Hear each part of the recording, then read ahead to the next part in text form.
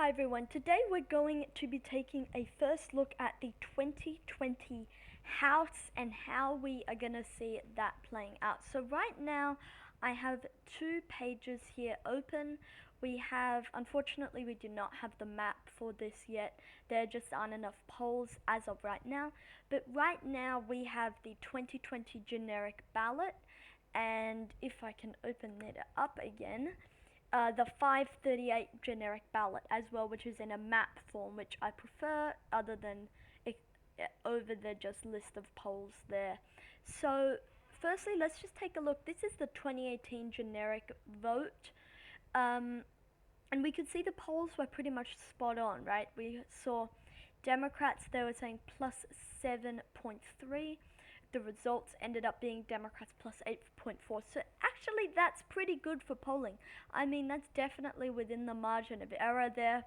7.3 to 8.4, so Democrats outperforming by 1.1%. That's really, I mean, could go either way there. But what I wanted to take a look at is how things were at this point 2 years ago. So today, if I look on my watch here, today is the 4th of April. So if we go back to the 4th of April, okay, this is the 4th of April 2018. Democrats were at 46.3 and Republicans were at 38.8. That means Democrats net are plus 7.5. Now let's see how the actual results were.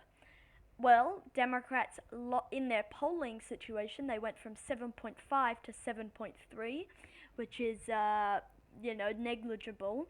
And also the polling, 7.5 to 8.4. Again, it was very accurate, the polling.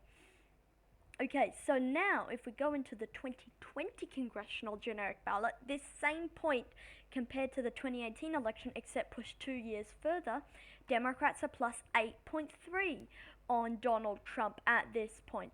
So if they were plus 7.5 and now they're plus 8.3, it would look like Democrats would be on the road to a very successful night. Now, there's a lot of caveats here. So many things are going to be changing with this generic ballot. Now, if we go into the map, we can see it's pretty much stayed the same. They went from plus 5, pretty much going around the same.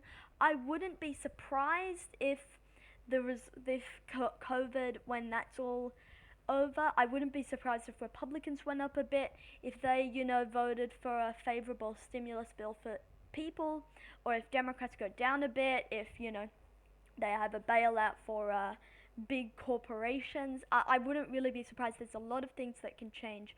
And 2018, but at the end of the day, 2018 there was a bunch of new Democratic House members, so you could make a pretty strong argument that a lot of them are gonna keep their seats. Now, some may lose their seats.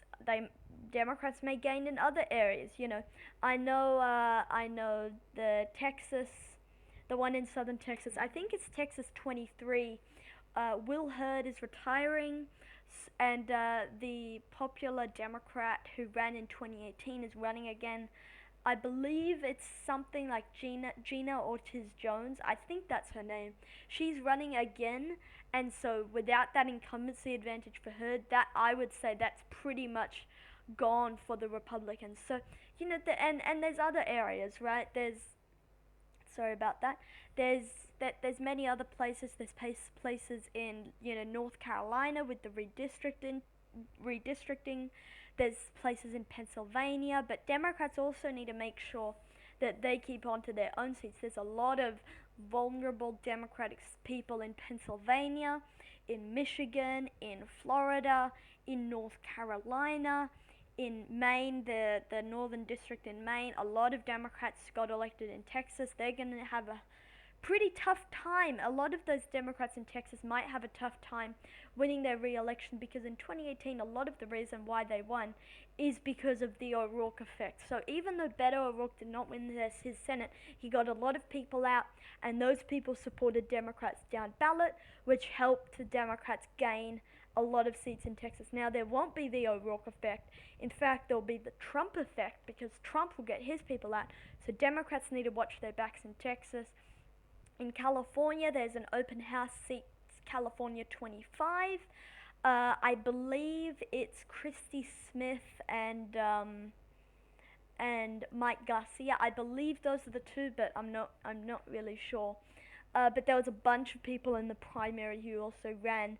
But Steve Knight, George Papadopoulos, a bunch of people ran, ran also in that primary against both of those. But yeah, so yeah, it's all very interesting. But I wouldn't be surprised net, even if the polls say Democrats are on track for another big night. I would not be surprised if, especially if those polls tighten, or especially if a lot of these vulnerable Democrats in Oklahoma, you've got I believe it's Kendra Horn who's quite vulnerable, the Democrat there.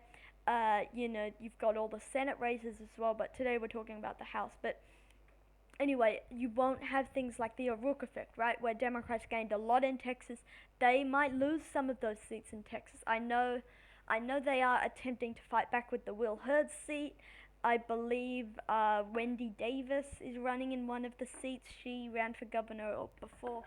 But so yeah, Democrats, they're trying to hold on. But I wouldn't be surprised either way. It's really too early to tell. But all I'm saying is RCP average was 7.3. Right now it's 7.5. And it's shown, the generic ballot around this time has been shown to be pretty accurate, right? April 4th, 7.5, and the results were 8.4. So that's 0.9%. That's less than 1%. That's really interesting. And then if we take a look at 2020, Democrats have an even bigger advantage. So it's going to be very interesting to see how everything plays out, especially with COVID and 2018 versus 2020 having Trump on the ballot as well. There's a lot of things to unpack. So that's it for today's video, guys. Thank you so much for watching, and I will see you all in the next one. Peace.